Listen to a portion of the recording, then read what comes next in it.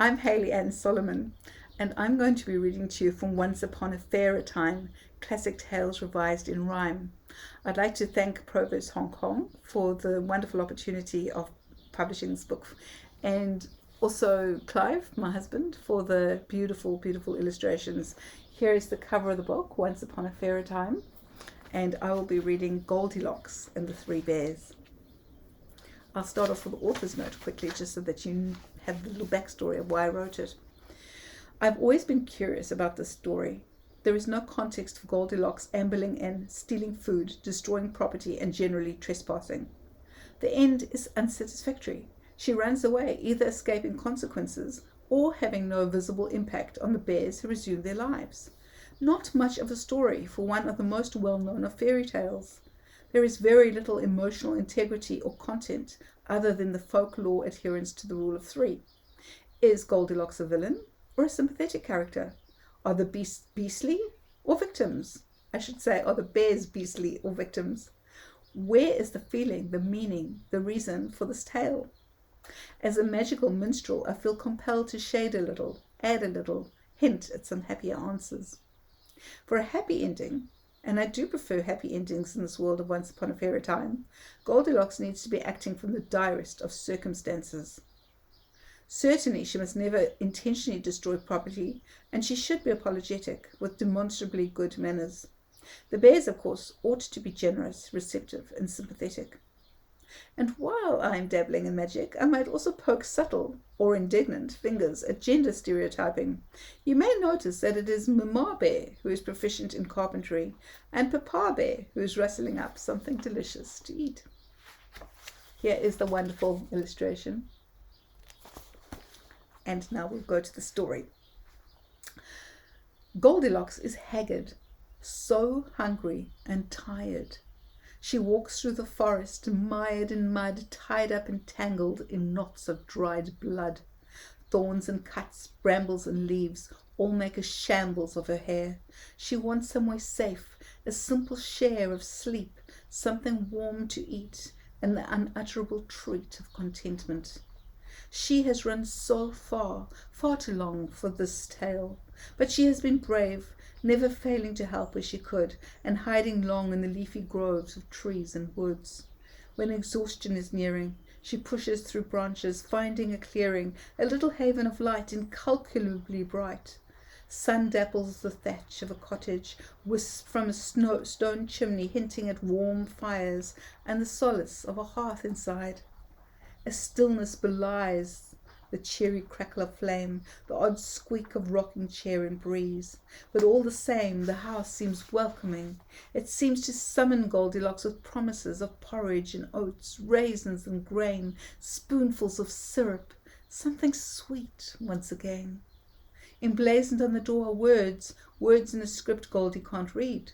But there is no need, for the door is open, and there is no hoping for anything more than what she already sees, a haven of hope, a place to rest hurts, a harbour of peace indeed. The house is empty, but it hums of home, that heady place where rest awaits, where honeycomb and horlicks mingle with the scent of cotton sheets, and piled pillows, mowed grass, and fresh washing, all a billow on the breeze. Goldilocks sees all this and steps inside, too tired to hide any more. She's wearier than ever before in her life. She sits on an armchair made of oak, high and carved, all bills and bark, beautiful but hard for her aching limbs, far too hard. Her eyes arc to a second chair. This one is soft, all cushions and foam, and paisley daisies on cream borders. She slinks in, too lazy to move, but the soft valleys are sinking, so she's thinking the next one, the last one, might be better. It is. It's a lovely chair, very fair, not too hard, not too soft, but just right. At the table there are 3 bowls of porridge. She is very hungry and tries a spoon from the large bowl. Good, but wholly too salty. She tries from the middle bowl. Sweet, but just a trickle too much honey for her tummy. She tries the third, malty and runny, delightfully yummy. This bowl on the whole is practically perfect. She gobbles every last drop, ready to flop onto the nearest bed. The chair breaks, but she's hardly awake enough to notice. The first bed seems too high, the second too shadowed, the third tucked beneath the window frame, comfy and light, a cushioning, cosy moonlit just right. It's nearly night. Goldilocks sleeps and dreams, her hurts healing, her frights receding, a balming peace blanketing her in happiness. Now the home belongs to 3 big bears. Yes, all that porridge, all those chairs, and even the beds, high and low, tucked below, belong to them. They open the door and sniff the air. Papa Bear growls, "Someone's been sitting on my chair." Mamma whispers, "Someone's been sitting on my chair." Baby Bear whimpers, "Someone's been sitting on my chair, and it's broken." The same thing happens with the porridge. Papa growls, "Someone's been eating my porridge." Mamma whispers, "Someone's been eating my porridge."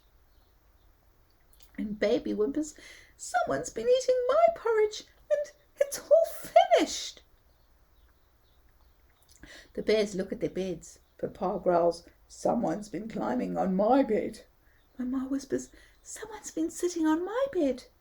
Baby smiles, "Someone's been sleeping in my bed, and she's still in it." Everyone stares in this house that is theirs, until Papa says, "Let's not wake her." "No," says Mamma, "let her sleep. I have some nails and some wood. I dare say I could fix a chair or two, if you, Papa, start stirring the stew." And so they did. When Goldilocks awakes with a few shakes of her head, she cries out in fright, for the dark sunk to night, and there are 3 beds. There are 3 bears on 3 beds, all tucked and well fed, and one is tucked in next to her. "Sir," she says, "I'm so terribly sorry." "Not to worry," comes a growl. "Not to worry," comes a whisper. "Not to worry," comes a small voice with a tremulous smile. "I've longed for a sister, I've longed for a while. Will you please be her?" This girl smiles brighter than the moon. "I think I have room for a brother, and if it's not a great bother, I'd really prefer one quite soon." Then she frowns. "But it might be unfair, 'cause I'm not a bold bear, and I've nothing to give but the spoon." She gave Baby the spoon from her pocket, Mamma her bright locket, and Papa a hug from her heart. "A very fine start, new child of our heart," says Bear with a very deep stare. "Girl or bear, we simply don't care. If you're kind, you must never depart." And so Goldilocks stayed with the 3 bears, and everything was always just right.